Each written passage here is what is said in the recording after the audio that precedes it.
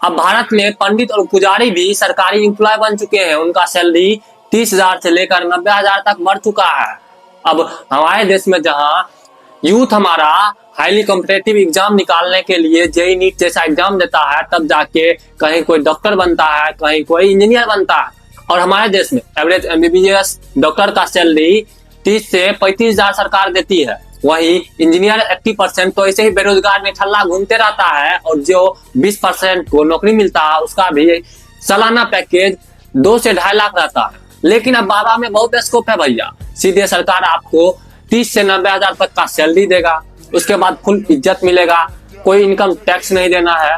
उसके बाद ऊपर का कमाई छोड़िए दीजिए, ऊपर का कमाई जितना होगा वो बताइए नहीं सकते हैं, और उसमें कोई आप पे केस भी नहीं करेगा, काहे कि एकदम लीगल है जी।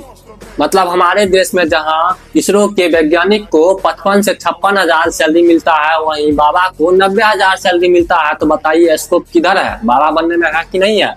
अब आपका क्वेश्चन ये भी हो सकता है कि बाबा बनने के बाद काम क्या करना है। आपको काम करना है कि लोगों को साइंस से दूर कीजिए, साइंस कुछ नहीं होता है। दूसरा बात ये कि लोगों को दवा की जगह गौमूत्र पिलाइए, उसी से सब कुछ ठीक होता है जी। और तीसरा ये कि सरकार का हेल्प कीजिए, उसका दलाली कीजिए। सरकार बोले आम तो आप भी आमे बोलिए, कुछ और नहीं।